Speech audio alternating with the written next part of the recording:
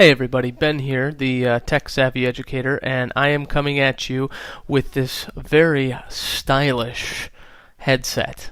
That's right, I am super geeky, not just savvy.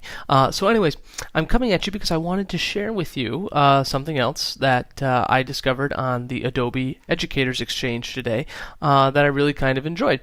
For those of you that aren't familiar with my background, I'm actually a formally trained elementary teacher. So whenever I find some little cutesy things, I always like to look at them with a careful eye and say, is this something I would have used in my classroom?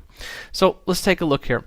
I'm at the Adobe Education Exchange, and if you're not a member here, you can sign up for free. Unfortunately, if you want to look at the lesson plans and the projects and things that people have posted here, you do have to sign up for an account. Sorry, but anyways, let's go ahead and say you're here. You've signed up for an account. They've got this really cool Educator's Choice Awards thing going on. I'm going to go ahead and I'm going to click on this.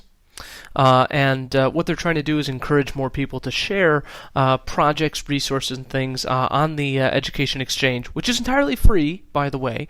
All the lessons and projects and media design things that you can find here, totally free. A lot of people put lots of cool stuff here. I'm just going to come up here and click on View and Rate All Entries. This is what I like to do about once a week or so. We're going to go ahead and pull this up here, and then what I like to do is I just like to go through and just see what some of the most recent stuff has been posted. So I went ahead and I looked at the primary and secondary cross-curricular stuff, and I went down here and I found the Flash legend of Captain Slackbeard. Arr! Okay, that's just really cool. I mean, the Captain Slackbeard. So I got to click on it, right? And this was submitted here by Christine, who actually recently just commented on something that I submitted to the exchange. So, Christine, if you're watching this, nice stuff. I like what you got here. But anyways, the Flash Legend of Captain Slackbeard, she uses this with her grade 4 students to help understand the coordinate plane and what basic, XY coordinates, how you would go about plotting those. So everything on the exchange is pretty simple. You've got the title of it, what was used to create the product, okay, and then the little description of it, any keywords, things like that. And then generally, you'll either have a link to the actual tool, or you'll have the tool itself. So in this case, she's got a link to slackbeard2.swf. So that's an actual Flash file, and because she actually put on there that it's attribution, Creative Commons by attribution, you can take this, use this in your class. It's totally cool. In fact, if I wanted to, I could come up here to File, Save Page As, and I could go ahead and download this right now to my computer, and that way I've got it for later. But enough of that. Let's play Captain Slackbeard's treasure hunt. This is really cool.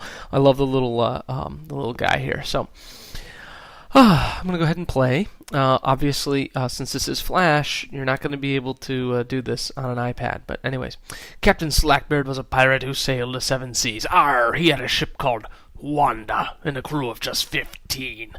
I don't know why I'm reading it like that. I'm sorry. I'll just keep going.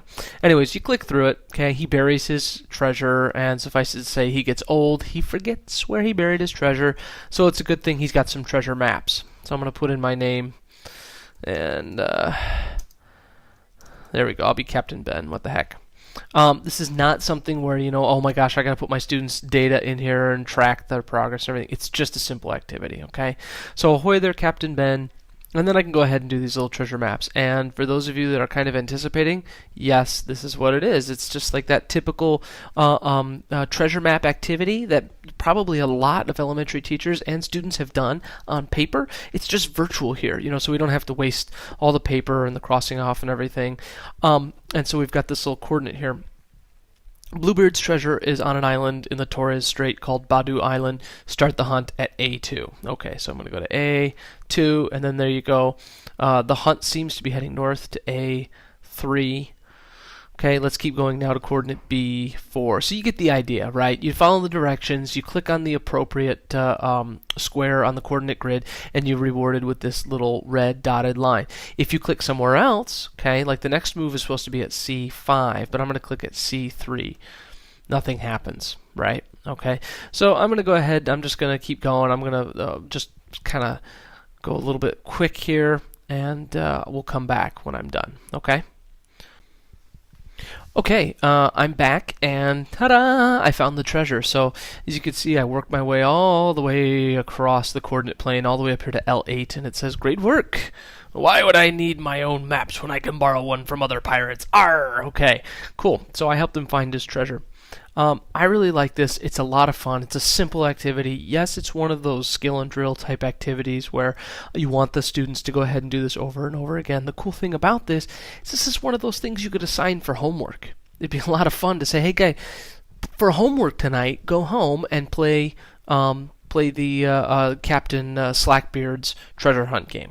Okay, that'd be kind of fun, and that way they come back tomorrow, the next day, better prepared to deal with the coordinate planes. I also like the fact that she worked a little legend in here too, so you got a little bit of social studies, some map reading skills going on in there. You've got the path, you got quicksand, rocks, and treasure and stuff. The thing that perhaps I'm not the biggest fan of is the fact that the coordinates are by the letters down below on the x-axis, and then there's numbers going up on the y-axis. Now, my guess is that she set it up this way because it was easier to help the students figure out F5, as opposed to if you just started them off with the XY grid with go to 6, 6. So that way there was some differentiation there, and to get the kids comfortable with the concept that X coordinate's always going to come first, or the letter. The only potential problem that causes is that when there's something that begins with I, okay, so if it's I7 or I6, this I looks like the 1. So sometimes you might get confused and go 1, 1, or a student might go 1 and go up to 7. But honestly, if that's the biggest gripe I have, then this is a great tool, because that is the biggest gripe I really have about it. It's just nice, it's fun, it's quick. Like I said, you can assign it for homework. So there it is. That's Captain Slackbeard's treasure hunt. If you haven't been on the Adobe Educator Exchange yet, go ahead and go. You can find it. All you have to do is go to edexchange.adobe.com, and then you come down here to the flash legend of Captain Slackbeard. All you have to do is type that in, or you can search for these tags: flash, learning object, pirate, maps, coordinates, directions. That's simple. Okay? That's it. That's all I've got for you. I hope you enjoy it, and I'll see you later. Bye.